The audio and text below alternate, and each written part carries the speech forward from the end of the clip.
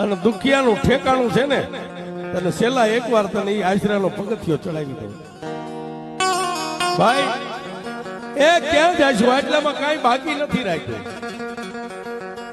તેથી અમૃતભાઈએ કીધું કે મારા મિત્ર કમલેશ, વડોદરાની બાજુમાં પંખીના માળા જેવડું એક ભાલિયાપુરા ગામ છે અને ભાલિયાપુરા ગામની માલપા કઈક મરી ગયેલા મરદાને બેઠા કરનારી એ અમારી લોઠાના દાંતવાળી મારી વિક્રમ ભુવાજીની મેરડી બેઠી છે.